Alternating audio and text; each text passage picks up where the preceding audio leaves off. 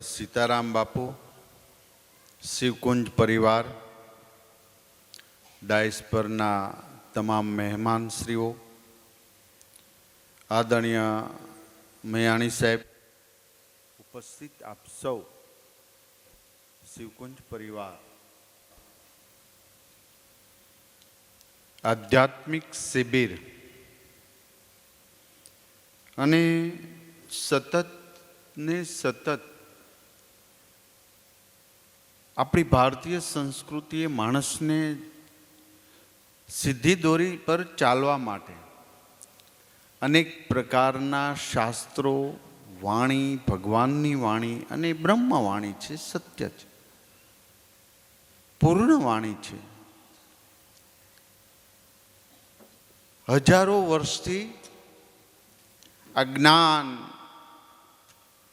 આપણે સાંભળી રહ્યા છીએ. ક્યારે અપૂર્ણ નથી થયું. બ્રહ્માંડ પૂર્ણ છે. માટે ઓમ પૂર્ણમદ પૂર્ણમિદમ પૂર્ણાત પૂર્ણમુદચ્યતે પૂર્ણસ્ય પૂર્ણમાદાય પૂર્ણમેવાવશિષ્યતે. આપણે એવી પ્રાર્થનાઓ છે કે પૂર્ણ અને આધ્યાત્મિક એ શ્રેષ્ઠ છે, એ જીવન છે, એ સૌથી બેસ્ટ જીવવા માટે.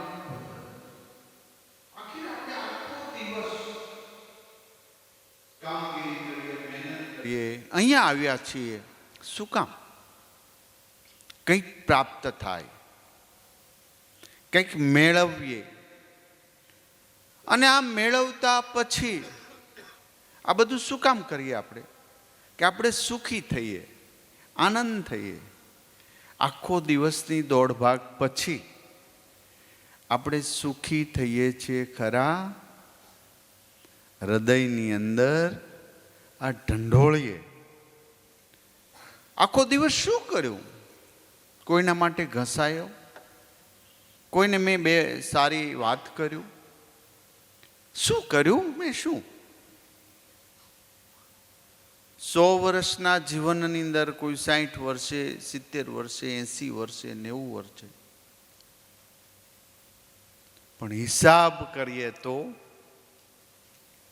આખી દુઃખ, કમ્પ્લેન, બીજા પ્રત્યેનો દ્વેષ, બીજા પ્રત્યેનો રાગ, મનની અંદર અનેક બદલાની ભાવનાઓ. આ શું? કેમ આવું? શું કામ? માટે જેણે યુવાનીમાં તેજસ્વી કામ નથી કર્યા, જેણે યુવાનીમાં સદપ્રવૃત્તિ નથી કરી, એનું વૃદ્ધત્વ તેજસ્વી ન જ હોય. યાદ રાખ, કર્મ છે, કર્મ છે. તમે જેવું કરશો એવું. આ કર્મના સિદ્ધાંતની અંદર કોઈને માફી નથી. પછી વૃદ્ધ હોય, અશક્ત હોય, એમને માફી નથી. કારણ કે ખુદ ભગવાન આ પૃથ્વી પર આવ્યા તો પણ એમણે એ જીવનના સિદ્ધાંતો સાથે બધા કષ્ટ વેઠ્યા છે. એમણે પણ કર્મના સિદ્ધાંતો સાથે, રામાયણનો સરસ દાખલો છે કે જ્યારે મૃગલા કરવા માટે જાય, શ્રવણ પાણી ભરતા હોય અને એ બાણ દશરથથી એને વાગે છે. એમના મા બાપ દીકરા વગર, દીકરાના મોઢું જોયા વગર પહેલા દીકરો મૃત્યુ પામી જાય. એ કર્મ થયું, જાણે અજાણે. પણ પછી એ જ કર્મ દોહરાયું. દશરથજીના મૃત્યુ સમયે પુત્ર રામ ક્યાં હતા? જંગલ, વનમાં. આ કર્મ માટે રોજે આધ્યાત્મિકતા એટલે શું? કે રોજે એક યજ્ઞ કરીને હું જમીશ. ગીતામાં કહ્યું છે ને, યજ્ઞ શિષ્ટા સિંહ સંતો મુચ્યંતે સર્વ કિલ્બિષે ભુજંતે તે ત્વગમ પાપા એ પચંતી આત્મકાર. કેવા યજ્ઞ કે ઓકેશનલ એજ્યુકેશન કેમ હોય એમ, હું કંઈ પણ જાઉં, કોઈને થેન્ક યુ કહું, કોઈ સારી પ્રવૃત્તિ કરતા હોય તો એમને બિરદાવું. સોસાયટીના રોડ ઉપર આડાઅવળી ગાડી ન મૂકવી એ પણ એક યજ્ઞ છે. એક વૃક્ષને ઉછેરવું એ યજ્ઞ છે. કોઈને કટુ વચન ન બોલવું એ યજ્ઞ છે. કોઈનું અપમાન ન કરવું એ યજ્ઞ છે. પરિવારની અંદર સહન કરીને પણ ભેગું રહેવું એ એક યજ્ઞ છે. મીઠી વાણીથી બીજાને સુખ આપવું એ યજ્ઞ છે. અને આવા અનેક પ્રકારના યજ્ઞ રોજે આપણે કરી શકીએ છીએ. અને આ યજ્ઞ કર્યા પછી આપણે ભોજન લઈએ કે આવી સારું પ્રવૃત્તિ કરીને આપણે ભોજન લઈએ તો એ પ્રસાદી છે, નકર પાપ જમીએ છીએ. ગીતામાં લખ્યું છે. છતાં હું એમ કે હું આમ કરી નાખું, હું જ આમ છું, હું શિક્ષણ મંત્રી, હું જ કરી શકું, આ હું છે ને એ તમને ડિસ્ટર્બ કરે છે. એ અજ્ઞાનતા છે. એક બહુ શ્રેષ્ઠ કલાકારને એવું થયું કે યમ આવે ને એટલે છેતરી દેવો, એને એના જેવા સ્ટેચ્યુ 100 બનાવીને એમાં ઊભો રહી ગયા. એમને ખ્યાલ આવ્યો કે આ તારીખે યમરાજા આવવાના. પછી યમરાજા ઓળખી ન શક્યા કે આમાં કોને લઈ જાઓ, બધા સરખા છે. પછી યમરાજાએ યુક્તિ કરી કે આ તો મૃત્યુલોક છે. એને થોડી પ્રશંસા કરી. ઓહો, આ તો કેવા કલાકાર, કોણ હશે આ કલાકાર, અદ્ભુત કલાકાર છે, કોણ હશે? તો ઓલો કે એ હું. તો ઉપાડ્યો.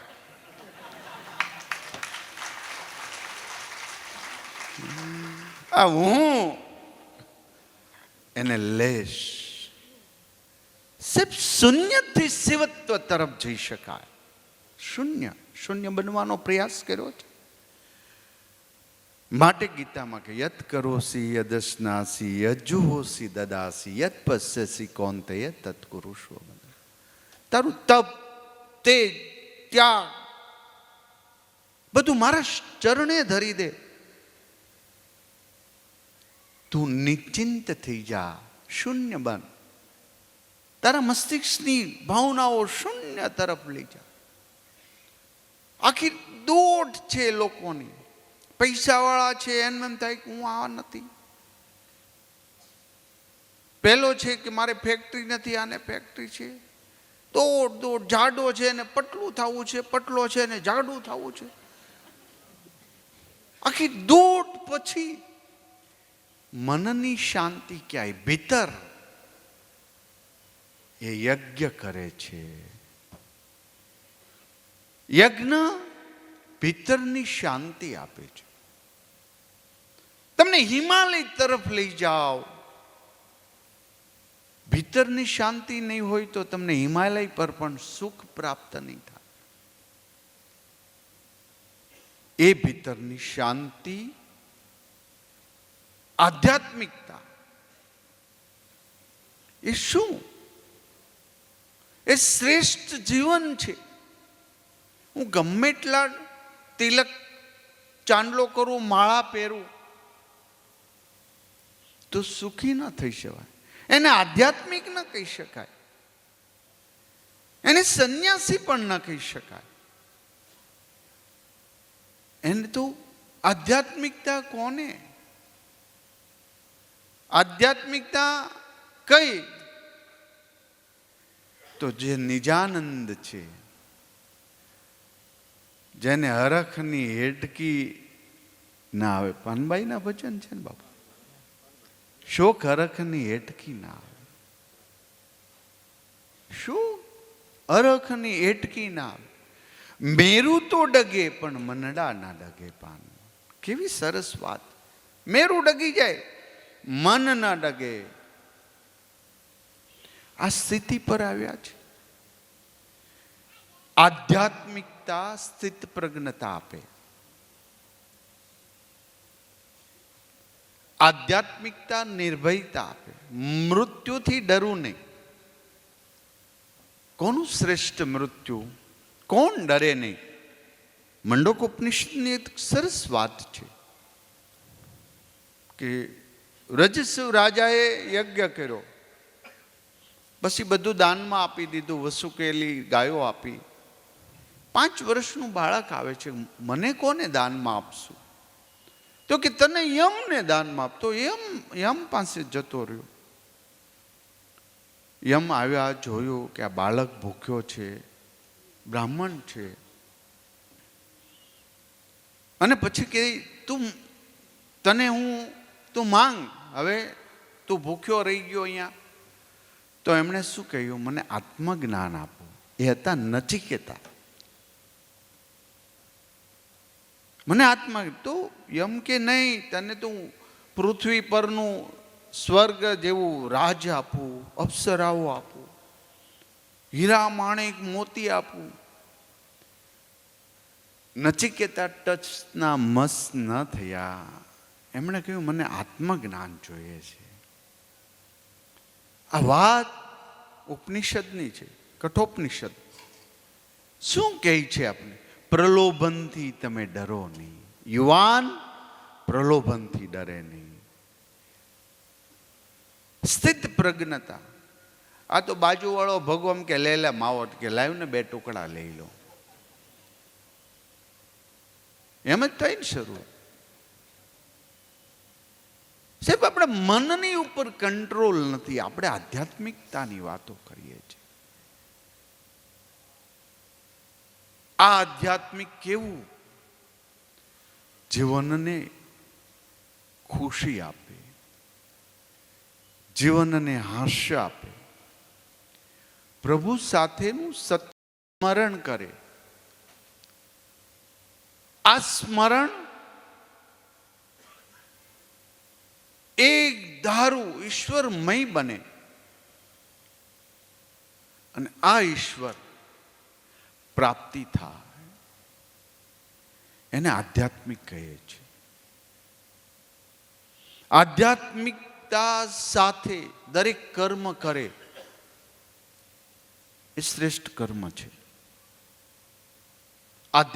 હું એક સારી શોપ ચલાવું છું, ખાવા પીવાનું સ્ટોર છે મારે. એક પણ નાનું એવી ભેળસેળ ન કરું. હું શુદ્ધ લોકોને આપું, છેતરું નહીં. આ આધ્યાત્મિકતા. હું જે સ્થિતિમાં જે કર્મ કરું છું ત્યાં મારું સોલિડ વર્ક હોય. પ્રભુ સાથે ઈશ્વરને ગમે. મારામાં આપણે ગામડામાં મળતા ને સામે બોલે રામ રામ, તો સામે બોલે રામ રામ. એ તો હવે આપણે મોઢા સીડાવ્યા, ફોગ્યા મોઢાની જેમ છે. ગામડામાં ઓળખતા હોય કે ન ઓળખતા ખબર? આપણે ગાડામાં બેઠા હોય ને કોઈ સામે મળે, વટે માર્ગું હોય, એ ઓળખો કે ન ઓળખો, રામ રામ. તો સામેનો વાળો શું કહે? રામ રામ. તારામાં જે રામ છે એ મારામાં રામ છે. આધ્યાત્મિકતા. આધ્યાત્મિકતા સ્થિત પ્રજ્ઞતા આપે, નિર્ભયતા આપે, પ્રલોભનો સામે ડગે નહીં એવી હુંકાર કરતી યુવાની જિંદગી આપે. માટે સ્વામી વિવેકાનંદે 1893 વર્લ્ડ રિલિજન્સ કોન્ફરન્સ શિકાગોની અંદર એક હુંકાર કર્યો હતો. તમે મને 100 નચિકેતા આપશો તો હું પૂરી દુનિયાને ચેન્જ કરી દઈશ. If you give me 100 Nachiketa and I shell change the world. મને 100 નાચિકેતી વૃત્તિના યુવાન મળવા જરૂરી છે. ત્યારે આધ્યાત્મિકતા એ યુવાનને ઘડે છે. યુવાનની ભીતરની શાંતિ ખીલવે છે. ભીતર જ અશાંતિ હોય ને બહાર સેવા કરવા જાઓ, ભીતર જ અશાંતિ હોય નો કોઈ કથાની અંદર સેવા કરતો હો, એ આધ્યાત્મિકતા નથી. એ અણસમજ છે. માટે ગીતામાં કહ્યું છે કે અર્જુન, કોણ કહે છે? કૃષ્ણ ભગવાન. અર્જુન તું જ્ઞાની બન. અનેક વાર તમે સંવાદો ડાયલોગ સાંભળ્યા, જ્ઞાન સર્વોપરી છે. એવું કેવું જ્ઞાન કે આ બધું તું યુદ્ધ કરીશ તો એ મરેલા જ છે, નહીં કરીશ તો એ મૃત્યુ પામવાના જ છે. માટે તું નિમિત્ત બન. આ નિમિત્ત શીખવાનું, નિમિત્તની વાત સમજવી એ જ્ઞાન છે. અને આ જ્ઞાન તમને તેજ આપશે. આ જ્ઞાન તમને ખાડામાં નહીં પડવા દે. આ જ્ઞાન તમને એક્સિડન્ટ થવા નહીં દે. તમારે અહીંયાથી ભાવનગર જવું છે તો અહીંયાથી રાત્રે જવા માટે શું કરશો? કાર લઈ જાઓ. કાર તમે એવું કહો કે કાર ભાવનગર સુધીની લાઈટ દેખાડતી નથી એટલે મારે કારમાં ન જવું, હું ક્યાંક પડે. એમ નહીં, કારની લાઈટ આપણે ચાલતા જઈએ એમ આગળ ને આગળ 100 મીટર લાઈટ ચાલતી જાય. આ લાઈટ છે એ આપણું જ્ઞાન છે. આપણે ખાડામાં ન પડવા દે, આપને એક્સિડન્ટ ન થવા દે. બસ આ આધ્યાત્મિકતા છે. કાર એ તમારું સુખ નથી, લાઈટ એ તમને પેલું કરે છે. કાર તમે ચલાવવા જાઓ ને લાઈટ ન હોય તો બસ કાર તો છે આપણી પાસે પણ લાઈટ નથી, માટે એક્સિડન્ટ થઈ રહ્યા છે સાહેબ. માટે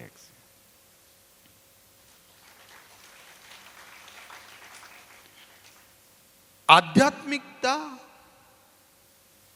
એ ઈચ્છાઓ પરનું કંટ્રોલ માટે, ઈચ્છાઓના દમન, ઈચ્છા અને તૃપ્તિ વચ્ચેનું ડિસ્ટન્સ એ આધ્યાત્મિકતા શીખવાડે છે.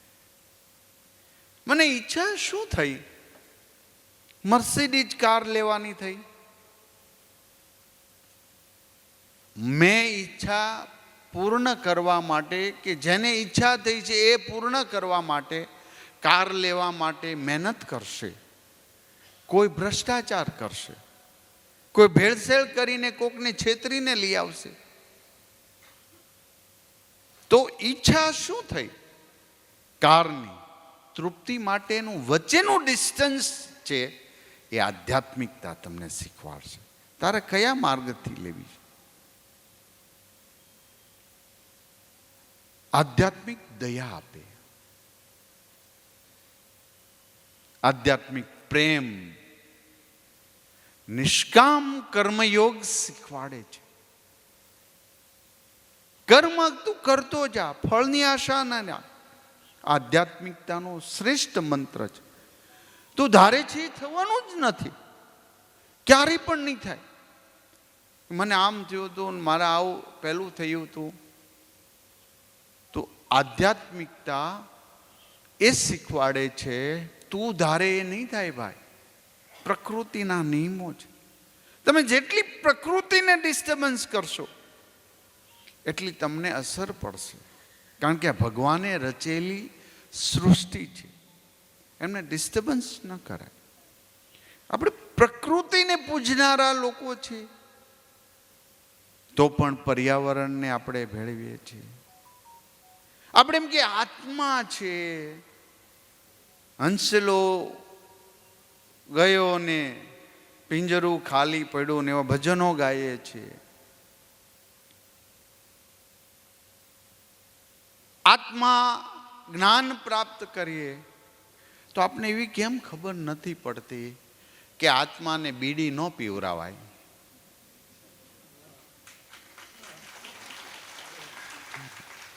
આત્માને માવો ન ખવરાવાય ભાઈ, આત્માને દારૂ ન પીવરાવાય.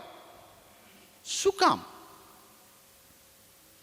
તો આ આધ્યાત્મિકતા આપણે એ શીખવે છે. તમે જો ગામડામાં વટ હોય, કેટલો બધો વટ, 50 વર્ષથી સામે સામે ડેલી હોય, ઓલો જાય ધડાધડી ડેલીનો અવાજ કરે ઓલાને ગુસ્સો કરવા, બોલે નહીં, સામે આવે નહીં. હાલે તો આમ વટથી હાલે, સામે મળ્યો તો લાકડી પછાડતો જાય આખી જિંદગી. કેમ? દ્વેષમાં કાઢી, આખી જિંદગી દ્વેષમાં કાઢી. કેટલું વટ! પણ ગામના સરપંચ બોઘડીમાં તેલ લઈને જતા હતા રોડ ઉપર, તેલ થોડુંક જલકાણું, વટવાળા સરપંચ જલકાણું, તે કે મારી સામે તેલ જલકાણું, એમ કરીને કે લે જલકા, લે જલકા, લે, એમ કે બધું ઢોળી નાખ્યું. આવા વટ, આવા વટ. આ ડેલીની અંદર સામે 50 વર્ષ ક્રોધમાં, ઈર્ષ્યામાં જિંદગીના મૂળ તત્વને મારી નાખ્યું છે સાહેબ. અને પછી હવે અહીંયા આધ્યાત્મિકતા આવ્યું. એ બેમાંથી એક વ્યક્તિ મરી ગયા. ગામડામાં તેવો ને વેર ગમે એવું, પણ મરી જાય એટલે બાપુ ત્યાં જાય. કાંઈ ન હોય તો ગમે એવું હોય તો વખાણ કરે, એમ પેલું કરે. જાય, પેલી ડેડ બોડી પડી છે. આ ભાઈ જેની 50 વર્ષ સુધી ધોકા સામે કર્યા હોય, જાય અહીંયા ઊભો હોય. પછી એની ડેડ બોડીની ગાળો દેવાનો છે, એની ડેડ બોડીને શબને મારવાનો છે, એની ઉપર ઈર્ષ્યા કરવાનો છે. નહીં કરે ને તો તમે કોના ઉપર કરતા હતા? આધ્યાત્મિકતા છે. તમે ઈર્ષ્યા કોના ઉપર કરતા હતા? કોના ઉપર તમે બદલાની ભાવના લેવા માંડ્યા? આધ્યાત્મિક યુવાની ખીલવે છે, આધ્યાત્મિક તેજસ્વીતા આપે છે, આધ્યાત્મિક ત્યાગીને ભોગવવાનું શીખવે છે. આપણા ઈશોપનિષદની બહુ સરસ વાત છે. તેન તક્તેન ભુંજિતા ઈશાવાસ્યમિદમ સર્વ યત્કિચ જગત્યામ જગત તેન ત્યક્તેન ભુંજિતામાં ગ્રદ્ય કશ્ય સ્વિદ્યતા. ત્યાગીને ભોગવો. એ મીરાએ મેવાડ ત્યાગ્યું હતું સાહેબ, ભોગવ્યું છે. નરસિંહ મહેતા, જુનાગઢ કોનું? ગયા કેટલા રાજા બધું થઈ ગયું. જુનાગઢ કોનું? નરસિંહ મહેતાનું. તેન ત્યક્તેન ભુંજિતા. કેટલી સરસ વાત કહી છે. તમે ગમે એટલા, તમને ખબર, માઇકલ જેક્સન એક બહુ મોટો કલાકાર થઈ ગયો વર્લ્ડનો. એના ચાર્ટર પ્લેનો હોય. એને નક્કી કર્યું કે મારે 150 વર્ષ જીવવું છે બાપુ. હૃદય આપનાર, કિડની આપનાર, લીવર આપનાર, ફેફસા આપનાર, બ્લડ આપનાર, ડોક્ટરોની ટીમ, હોસ્પિટલ, બધું એની હારે જ. ટોટલ વસ્તુ. માણસના અહમની વાત કરું છું. તારા પૈસાથી કંઈ ના થાય ભાઈ. એ માણસ 51 કે 52 વર્ષની વયે સ્ટેજ ઉપર જ ઢળી પડ્યા અને મૃત્યુ થઈ ગયું. બધું જ પડ્યું રહ્યું. માટે આપણી સંસ્કૃતિ એવું કે જોઈ એટલું વાપર લે પ્રકૃતિ પાસે. તેને તકતે ન ભૂંચિતા. ત્યાગીને ભોગવનારા એ મહાન. જેટલા આપણે સંતોને શું કામ યાદ કરીએ? એના વેબ્સ હોય છે. આપણે ખબર છે કે આપણે સીતારામ બાપુ પાસે શું કામ જાય? આનંદ થાય, મળીએ. એમની આજે આ નાનકડો કુંભ છે, નાનકડો કુંભ. હું કુંભની વાત કહું પછી શું કામ કુંભ જઈએ. લોકોને ઢંઢોળવું એ પરા અને અપરા વિદ્યા છે. આપણે માત્ર એક વિદ્યા શીખીએ તો નહીં ચાલે. એજ્યુકેશનની અંદર અને આ ઉપર અમે બહુ જ ફોકસ કરી રહ્યા છીએ. પરા અને અપરા, એક પેટીયું રળવા માટેની, એક આત્માના રળવા માટે, આત્માના કલ્યાણ માટેની. આ બે વિદ્યાનું કોમ્બિનેશન બહુ જરૂરી છે. જો કોમ્બિનેશન નથી થયું તો શું થયું? ડોક્ટર ખોટા ઓપરેશન કરીને પૈસા પડાવે છે. એક એન્જિનિયર ખોટા બ્રિજો બનાવી પડે કેટલો ભ્રષ્ટાચાર કરે. એક રાજનેતા જઈને ખોટા ખોટા નિર્ણયો લઈને કેટલું મોટું નુકસાન કરતો. એક લોયર, વકીલ. એ પરા ને અપરા વિદ્યાનું કોમ્બિનેશન નથી કર્યું.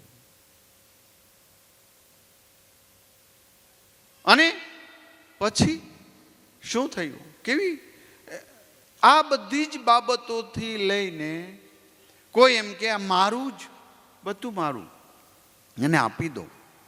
પછી એ સુખ ક્યારેય કોઈ ખોટું કરેલો માણસ સુખ પ્રાપ્તિ કરશે જ નહીં.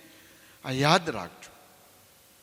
ગમે એટલી પેલી કરતો હોય, ગમે એટલી વાતો કરતો હોય, આંતરિક સુખ એ આધ્યાત્મિક આવશે. આ એક પોઈન્ટ તમે લખી લો.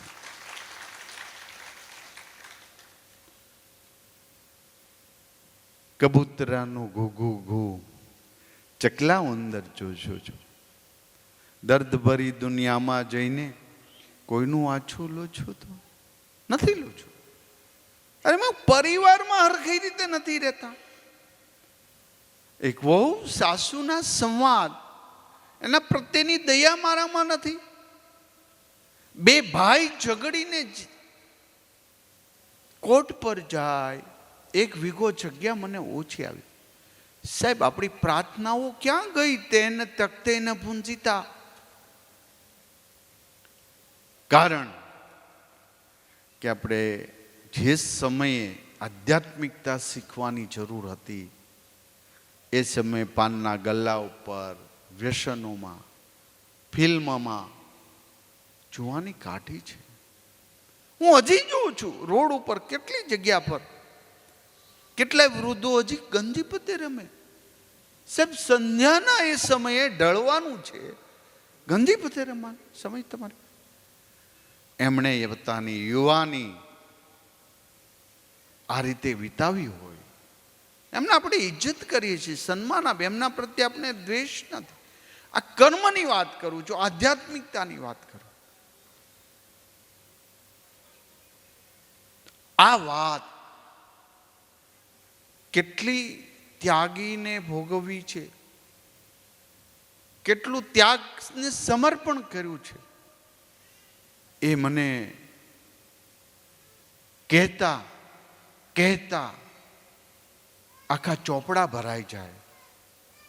અને મેં કેટલા લોકોને હેરાન છે ને, મેં વાંચ્યું છે, મને ખબર નથી. બાપુ જેવા અહીંયા જ્ઞાની હોય એટલે બહુ જ્ઞાનની વાત, હું બાપુ મારી ભૂલ હોય તો ક્ષમા કરજો, પણ મેં એવું વાંચ્યું છે, માણસ મૃત્યુના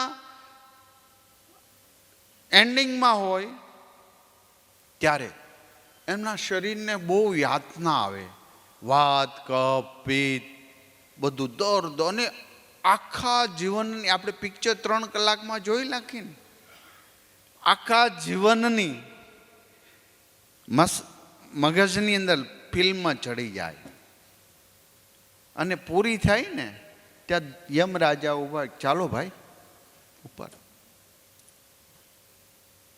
માટે આધ્યાત્મિકતા એ કહે છે કે તમારું સૌંદર્ય, તમારી યુવાની, તમારી સત્તા, તમારી સંપત્તિ કાયમિક રહેવાની નથી. કાયમિક રહેવાની નથી. કોઈને મદ હોય કે મદમસ્ત હાથી જ્યારે એના કપાળમાંથી રસ જરવા મળે ત્યારે આમ ઝાડવાઓને ફેંકી દે, તોડી નાખે બધું જ. પરંતુ આધ્યાત્મિકતા એ નમ્રતા આપે, આધ્યાત્મિકતા વિનય આપે, એ ગુણોને જમીન પર રહે. અને આ જમીન પર રહેતા રહેતા રહેતા ભક્તિ કરે, બીજાનું સારું કરે, આખો દિવસ પોઝિટિવ વાત, પોઝિટિવ. હમણાં કહ્યું ને, ચારે દિશાઓથી મને શુભ વિચારો, આપણે વેદની પ્રાર્થના. આ વાહ આધ્યાત્મિકતા, આ એક કુંભ છે. અને આ કુંભ આપણા ચરિત્રો જો તમે યાદ રાખજો, આપણા વેદો, આપણા ઉપનિષદો, ગીતા, મહાભારત, રામાયણ, આ બધું કેટલી બધી ટેકનોલોજી દર વખતે સંશોધન થાય ને બીજું આવી જાય. પેલા ચકડાવાળા ફોન હતા, હવે પાછા સ્માર્ટફોન આવી ગયા. બધું કોઈ ગીતા સમકક્ષ કે રામાયણ સમકક્ષ શોધીને ગ્રંથ લખ્યો કોઈ?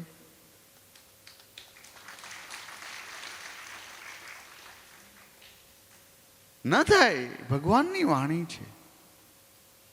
દુનિયાની અંદર અન્ય ધર્મો આપણે પહેલા શું છે? આપણું પહેલું સૂત્ર છે, અંતરિક્ષમાં શાંતિ, રાભર શાંતિ, પાતાળમાં શાંતિ, પૃથ્વી પર શાંતિ, વનસ્પતિમાં શાંતિ, જીવોમાં બધી શાંતિ શાંતિ. અન્ય ધર્મ પહેલું શું કે? મારા ધર્મ ન સ્વીકારનારના હૃદય બંધ થઈ જાઓ, એમને યાતના થાવ, આ થાવ, તે થાવ. અન્ય એક ધર્મ એવું પણ કહે છે કે પૃથ્વી પર આપણા ધર્મનું જ શાસન હોય. ત્યારે આપણી શ્રુતિઓ, આપણી રુચાઓ સમાના વા આકૃતિ, સમાના હૃદયની વાત કરે છે. બહુજન હિતાય બહુજન સુખાયની વાત કરે છે. અમારા ભજનો પણ કેવા છે, વૈષ્ણવ જન તો તેને કહીએ પીર પરાઈ જાણે. કેટલા વર્ષો પહેલા નરસિંહ મહેતાએ સમાજની વિચારધારા પ્રમાણે ગીતો રચાતા હોય. ઘડીક બોલો ને, મેં એસા ક્યું, મેં એસા ગીત આવે. દેખી રહો કામ કર ભાઈ, ઘરે જઈને પૂછ ને તું, અમને હક લેવા દે ને ભાઈ. મેં એસા હું. આજ એક મંત્ર યુવાનોને હું કહું છું, ઝુકેગા નહીં સાલા. આ યંત્ર મંત્ર ક્યાં કરશો? કોઈ વ્યસની યુવાનની તમારી મિત્રતા હોય ને તો એને છોડી દેજો, કહેજો આજ હું ઝુકેગા નહીં.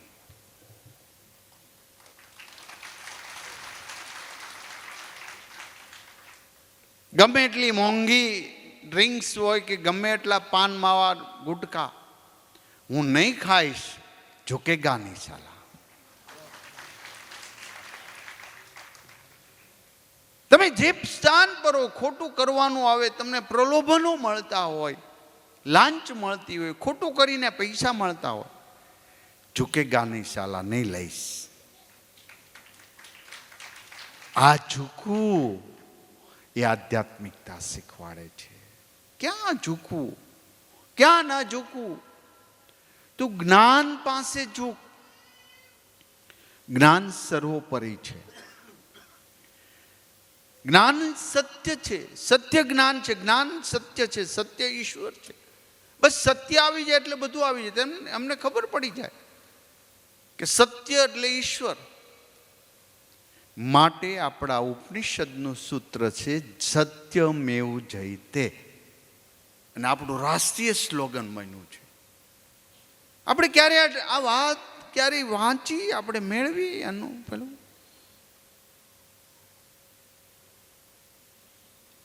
ત્યારે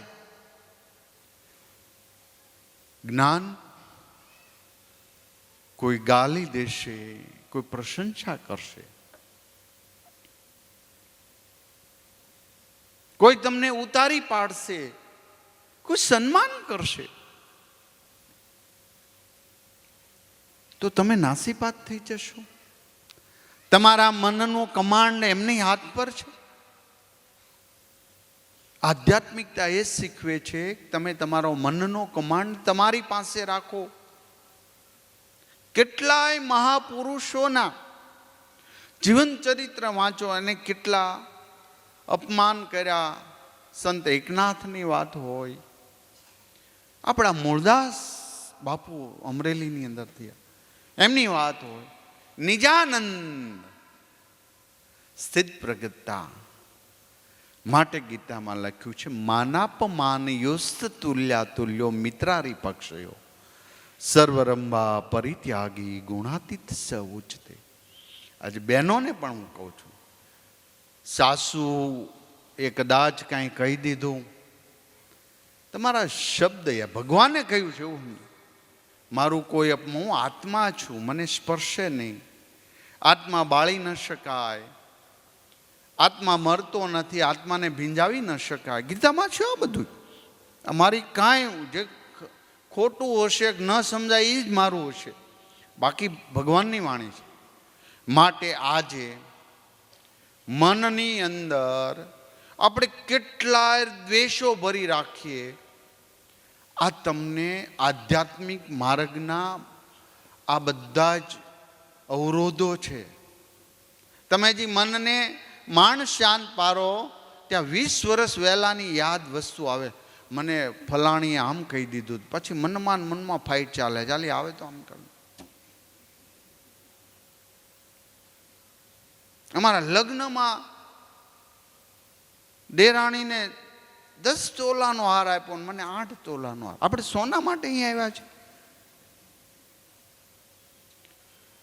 હું જયપુર બાપુ ઉદયપુર ને બધે પ્રવાસમાં ગયેલો, ત્યારે મેં જોયું કેટલા મહેલો, કેટલી બધી સાહેબી. એમને તેમ જ હોય ને, કાયમી કરે. પરિવર્તન સંસારનો નિયમ છે. માટે જ કહ્યું છે તેને ત્યક્તે ન પૂંજીતા. ત્યારે જોઈ એટલું લે. બાકી તું એમ કે હું અહીં બહુ મોટો મહેલ બનાવી દઉં ને પછી મારા પ્રજા એ ક્યાંય ખોવાઈ જાય, કોઈ ઓળખે પણ નહીં. કર્મ કરતા બને. આધ્યાત્મિકતા એક નિજાનંદ છે. એવું નહીં સમજી લ્યો કે તમે કેવું તમારું શરીરના રૂપ આપો છો, તમે કેટલા કપડાં પહેરી લ્યો છો ને આધ્યાત્મિક બની જાય નહીં. કોઈ પણ કપડાની અંદર શ્રેષ્ઠ આધ્યાત્મિક બની શકાય એ આપણી સંસ્કૃતિ શીખવાડે. કોઈ પણ કપડું. માટે બીજાને માફ કરી દેવું એ આધ્યાત્મિકતા છે. બીજાને માફ કરી દેવું, બધા સમાપ્ત થઈ જશે. પરિવારને બચાવવા માટે પરિવાર સંયુક્ત ફેમિલી તૂટી રહ્યા છે. શું કામ? આધ્યાત્મિકતાની કડી નથી, કોઈ ગુરુ નથી. અને મને તો એવું થાય છે કે આ નવા ટાબરિયા મોટા થાય છે અને ગુરુ હું એ ખબર નહીં પડે. તમે ક્યારે એને આંગળી પકડીને આશ્રમમાં લઈ ગયા, તમે એ આંગળી પકડીને મંદિરમાં નથી લઈ ગયા, પછી છોકરા પાસે તમે આધ્યાત્મિકતાની અપેક્ષા રાખો છો. કેટલા તમે જો એક ધારા બનાવો બને, માર, હિંસા, ક્રૂરતા, બધી દેણ આપણી છે, આપણે આપી રહ્યા છે. તેને તકતે ન પૂંજતા, ત્યાગીને. કોણે ત્યાગ્યું? 22 વર્ષની એ ઉંમરે ભગતસિંહે પોતાની યુવાની ત્યાગી હતી. તેને ત્યક્તે ન. કેટલા યુવાનો ત્યારે એ પછી એની હારે ના હશે, બધા મૃત્યુ પામ્યા. કોઈને યાદ કરીએ છીએ? ત્યાગવું એ સુરાનું કામ છે, નહીં કાયરનું કામ. ત્યાગ એ વૃત્તિ શ્રેષ્ઠ છે. સુખ એ કયું છે? આપણે જે માનીએ છીએ ભૌતિક પદાર્થ એ સુખ નથી, એને આધ્યાત્મિકતા સાથે સરખાવી પણ ન શકાય. અહીંયા જે પહેલા વડીલો અહીંયા આવ્યા સુરતમાં, ત્યારે આમ ગંદી ગોબરી રૂમ, એક રૂમ મળતી ભાડે, તો એમાં કોઈને પાકી રૂમ ભાડે મળી જાય ને તો આનંદ આનંદ. પત્ર લખે, ત્યારે ટપાલ લખતા ને, કારણ કે અડધા ગામની ટપાલ લખવા ને વાંચવા હું ભણતો ને ગામડે હું જતો.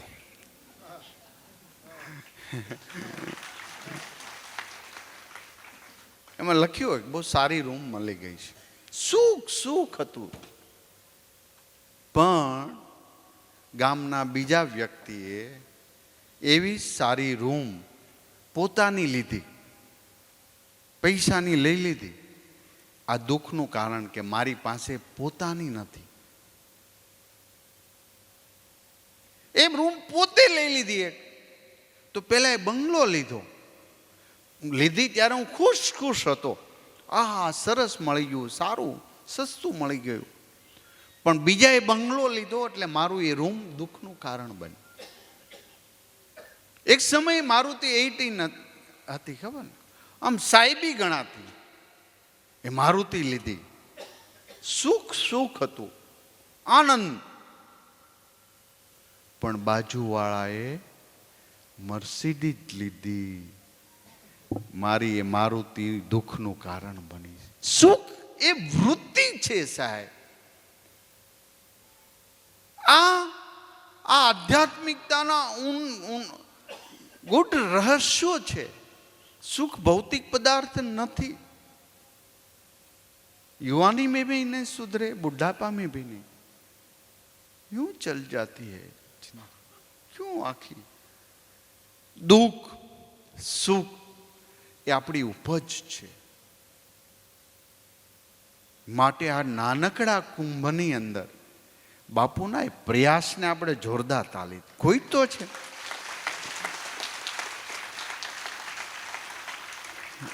મયાણી સાહેબે મને 2-3 વાર કહ્યું તમારે આવવાનું. સીતારામ બાપુ પ્રત્યે મારી અનંત ભાવનાઓ જોડાયેલી છે. બાપુને હું આદર કરું છું.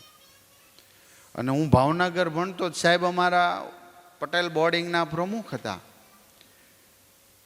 સાહેબને ખબર નહીં કે આ મારી બોર્ડિંગનો વિદ્યાર્થી શિક્ષણ મંત્રી છે. પછી મેં ફોટો મોકલ્યો.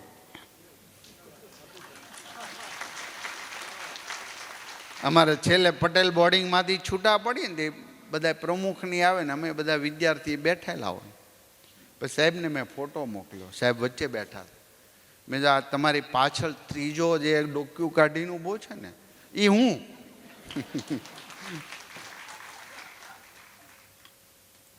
કુંભ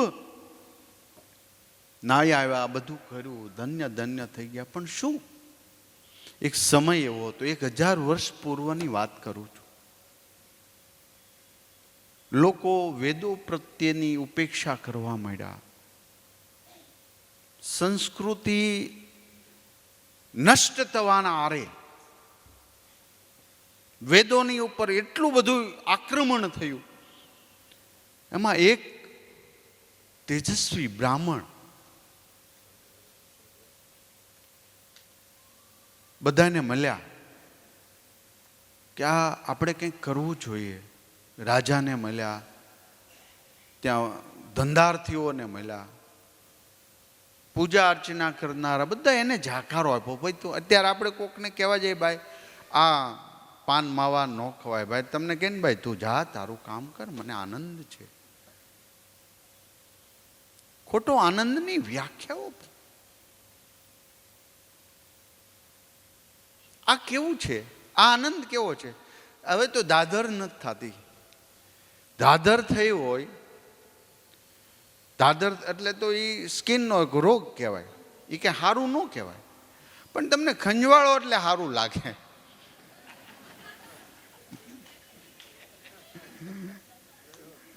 એમ તમે આ માવાની ખાઓ તમને સારું લાગે, પણ એ સારું કહેવાય? આ દાદર જેવું છે.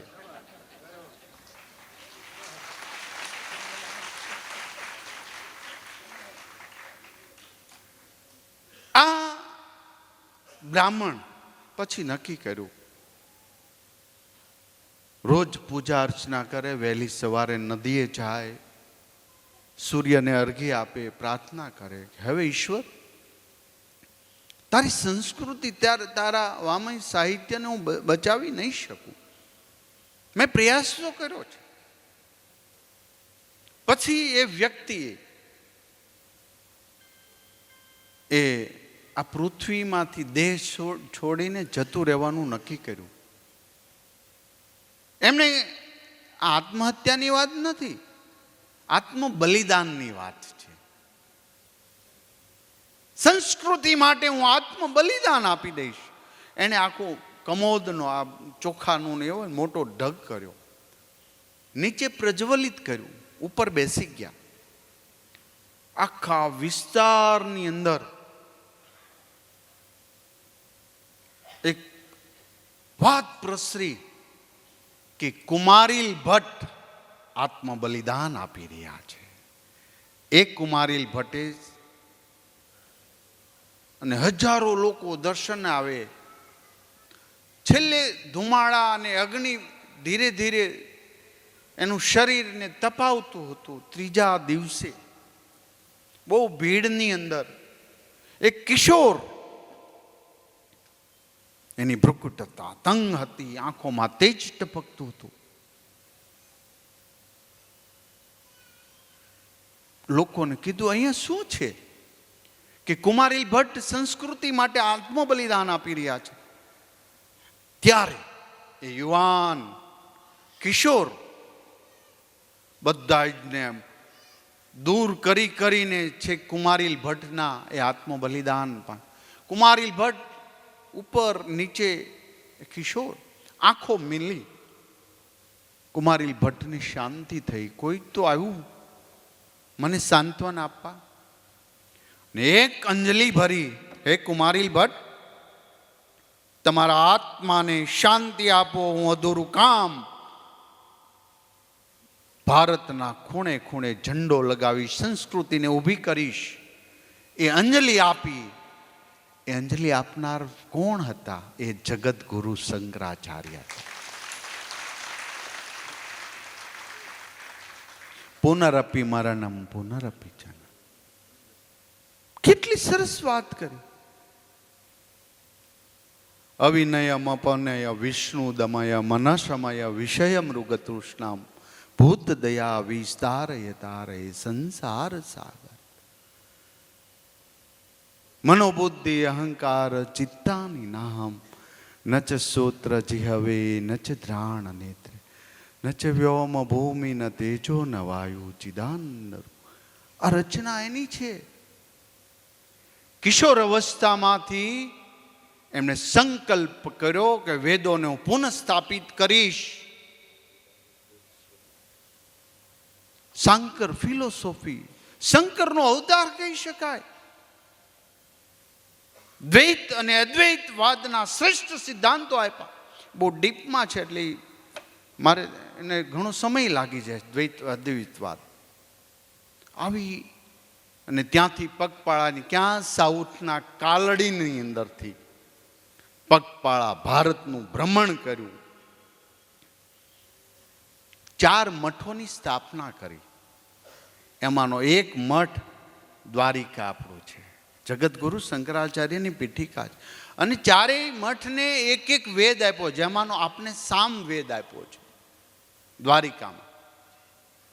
અને આ 12 વર્ષે સૂરજ એ ચોક્કસ રાશિઓમાં પ્રવેશે ત્યારે 4 મઠના બધા જ ભારતના ભરના લોકો ત્યાં આવે. પ્રયાગ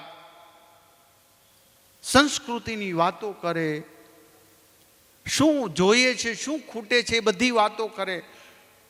આયુર્વેદના એ શોધ સંશોધનો હોય એ ત્યાં વાતો થાય. નવું નવું શીખે, નવી બધી બાબતો લઈને એક મહિનો આ મંથન ચાલતું. અને આ મંથન એટલે કુંભ. અને એ કુંભમાં આપણે એટલે માટે જોઈએ છીએ. સાહેબ, ક્યારેય તમે કલ્પના કરો 32 વર્ષની ઉંમરે એક અતિ તેજસ્વી સંન્યાસી શંકરાચાર્ય આટલું મોટું કામ કરીને ભગવાન પાસે પાછા જતા રહ્યા. તમને કલ્પના આવે છે આવા મઠો સ્થાપના કરવી, આવું ભાષ્ય રચવું, સાંકર ફિલોસોફી આપ? કંગાળ નથી સાહેબ, તેજસ્વી સંસ્કૃતિ છે. એ આધ્યાત્મિકતા સાથે જોડાયેલા આપણે છીએ. અને એ આધ્યાત્મિકતા આજે પણ જીવંત છે. આજે પણ એ પાઠો ગુંજી રહ્યા છે. માટે આદરણીય નરેન્દ્રભાઈ મોદી સાહેબે આદ્ય જગતગુરુ શંકરાચાર્યની એ મૂર્તિ ત્યાં બનાવરાવી, એમને આરતી ઉતારી છે. સાહેબ, આ સંસ્કૃતિનો પુનરુદ્ધાર, તમે યુથને ખબર પડે કે શંકરાચાર્ય કોણ હતા. આપણે ગમે ગામડામાં રહેતા હોય, ગામમાં ચોરો ન હોય એવું નહીં બને. બનશે? કોણે કર્યા? રામાનુજાચાર્ય. એ સમયમાં નાતી કાર, ગાડી, કોઈ વસ્તુ, ગામડે ગામડે રામ પહોંચાડ્યા સાહેબ. એ રામાનુજાચાર્યની સૌથી મોટી વિશાળ મૂર્તિની આરતી આદરણીય નરેન્દ્રભાઈ મોદી સાહેબે કરી. સંસ્કૃતિ જીવંત રહે. વામઈ કેટલી સરસ વાત છે. આપણે દુખી થઈએ. આપણું નાનું બાળક હોય ને, એ એના વાળ પોતે ખેંચીને રડે, ખબર છે ને?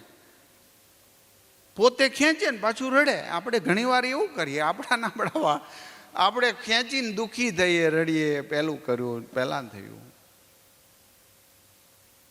આત્મજ્ઞાન, આપણી વૃત્તિ,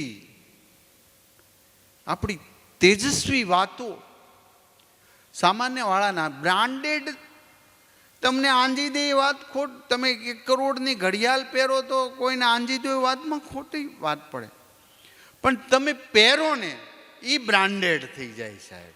ગાંધીજીની પોતળી બ્રાન્ડેડ થઈ ગઈ. સરદાર સાહેબ પહેરતા હતા એ ચપ્પલ બ્રાન્ડેડ છે. કર્મ બોલે છે. અને આ કર્મ શ્રેષ્ઠ છે. આધ્યાત્મિકતા બીજાને માફી આપે. આધ્યાત્મિકતા ઈર્ષા ન કરે, દ્વેષ પણ ન કરે. સાચા રસ્તે આપણે હોઈએ તો જ્યાં જઈએ ત્યાં કોઈનું સારું જ મનમાં ઈચ્છા થાય તો સમજી લેવાનું કે આ આપણે સહી રાસ્તા પર છીએ. આપણી ત્યાં રિવાજો કેવા છે? લગ્નની કંકોત્રી આપી જાય. પેલા બહુ ધામધૂમથી લગ્ન કર્યા, જમતા વાત કરો, આને કોકને પાડ્યો લાગે છે કે આ વૃત્તિ. આધ્યાત્મિકતા હોય તો ત્યાં તમે પ્રાર્થના કરો. બહુ સરસ લગ્ન કર્યા, દાંપત્ય, એમના દીકરા દીકરીને ખુશ. તમે જેટલી પોઝિટિવ પ્રાર્થના કરશો એટલું જ પોઝિટિવ તમને મળશે. તમે બીજાનું જેટલું સારું કરશો એટલું જ તમને સારું મળશે. માટે સંત સુરાની એ સૌરાષ્ટ્રની ધરતી હજી ત્યાં કેટલી જગ્યાઓ, કેટલા પીરાણાની જગ્યાઓ જીવંત છે સાહેબ. કાલે હું મોરારી બાપુની કથામાં ગયો હતો અને આદિવાસી આપણા પરિવાર ક્ષેત્રની અંદર ચાલી રહેલી. બાપુ ખૂબ સરસ બોલે છે. ત્યારે ધર્માંતરણ કરનારા એ લોકો સામે બોલે છે. કર્મ તમે છેતરીને તમે તમારા ધર્મને વિકસાવવા માંગો છો, તમે છેતરી રહ્યા છો. કર્મ 3 પ્રકારના હોય છે: સત્વ, રજસ અને તમસ. અહીંયા હું આવું, મને કંઈક પ્રાપ્ત થાય, મને કંઈક જોઈતું હોય તો તામસ કર્મ છે. હું ભાષણ આપું, હું પૈસા લઈને વયો જાઉં, પણ મારા દિલની અંદર એવી ભાવના હોય કે લોકોનું સારું થાય, મને કંઈ જોતું નથી. અનાશ્રિત કર્મ ફલમ કાર્ય કર્મ કરોતિ યઃ સ સંન્યાસી ચ યોગી ચ નિરગ્નિ ચ ક્રિય. કેટલી સરસ. કર્મ ફળને ત્યાગનારો શ્રેષ્ઠ છે. તો આ લોકો શું કરે છે? તમસ કર્મ કરે છે.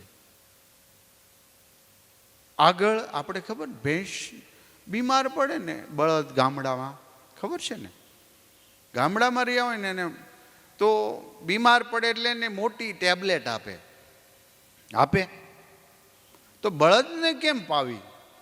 પછી રોટલાના 2 બટકા વચ્ચે એ ટેબ્લેટ મૂકી દે અને બળદને ખવડાવી દે. રોટલા પાછળ કંઈક બીજો ઈરાદો આ લોકોનો છે. માટે આજે આપણે જે મળ્યું છે, આપને જે પ્રાપ્ત થયું છે એ શ્રેષ્ઠ છે. ઈશ્વરે કેટલું બધું બધાને નથી આપ્યું સાહેબ, અને આપને જે આપ્યું છે એમાં ખુશ રહેવું એ આધ્યાત્મિકતા. આપને જે મળ્યું છે, નફો થવાનો હતો અને ન થયો, કઈ વાંધો નહીં, ઈશ્વર તારી ઈચ્છા. આધ્યાત્મિક જીવન. તમે અહીંથી નીકળ્યા, બસ ચૂકાઈ ગઈ ગામડે જવા માટે, કઈ વાંધો નહીં, ઈશ્વર તારી ઈચ્છા. એક બાત ભગવાન પર જો આપણે છોડી દઈએ એને આધ્યાત્મિકતા કહેવાય. સાસુએ મેણા ટોણા મારીને હોને બરાબર ઘડી દીધી હોય અને હોવે એ વિચાર કરી લેવાનો કે આ પૂર્વ જન્મનું કાંઈક બાકી રહી ગયું હશે. આપણે આપણો મગજ ગુમાવવાનો નહીં. આ પણ એક આધ્યાત્મિકતા. કેટલી બહેનો એ સમજદારીથી પરાકાષ્ઠા એ હોય છે, એમને વંદન કરવા પડે છે. તો એ અત્યાચાર આપણથી ન થાય, આપણા દ્વારા મન, વચન અને કર્મથી કોઈને દુઃખ ન પહોંચે, એ આધ્યાત્મિકતા. હું જ્ઞાનને સમર્પિત થઉં, હું ભૌતિકવાદને સમર્પિત ન થાઉં, એ આધ્યાત્મિકતા.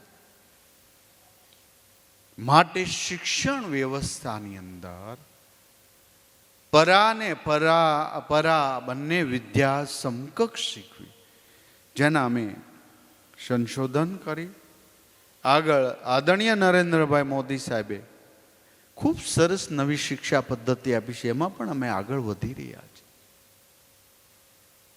અને જ્ઞાન પણ એવું કે ઘણા આમ વટમાં મને એમ કે હું બોલું નહીં, કોઈને યારે ન બોલું. જ્ઞાનનો અપચોય ન થવો જોઈએ, ન સ્કિન ડિઝીઝ થઈ જાય. અપચો એક પણ પ્રકારનો ન થવો જોઈએ. હું વિનમ્ર બનીશ, વિનયી બનીશ, વિવેકી બનીશ, પ્રલોભનથી ડરીશ નહીં, સ્થિત પ્રજ્ઞતા, સત્યના ફ્રેમિંગમાં રહીશ, પરાક્રમી વૃત્તિ, પરમાર્થ, આ બધી વૃત્તિથી શોભતો યુવાન એટલે નચકેતા. માટે આપણી અનેક પ્રાર્થનાઓ છે અને એટલી સરસ વાતો છે. તો હવે સોશિયલ મીડિયાની ખોટી કોકની રીલો તમે જો, બુઢે ભી લગતે પૂરા દિન બચ્ચે ને, બુઢે ભી ક્યાં જવું છે તમારે? તો આજથી અલભ્ય સાહિત્ય છે, ક્યારેક વાંચન કરવું જોઈએ, ક્યારેક વિચારવું જોઈએ, ક્યારેક સાધુના સંઘની અંદર જવું જોઈએ.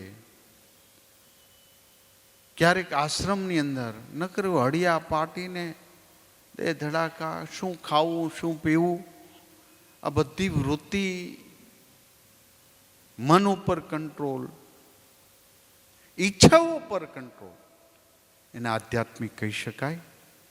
અહીં આજે ખૂબ સરસ વાતાવરણની અંદર, ભલે નાનકડું છે પણ અહીંયા પીસ છે, શાંતિ છે, આનંદ છે, પોઝિટિવ વેવ છે. હું આશા રાખું પ્રત્યેકના જીવનની અંદર આધ્યાત્મિક ખીલે, એ જ અભ્યર્થના. અસ્તુ. વંદે માતરમ. જય શ્રી રામ.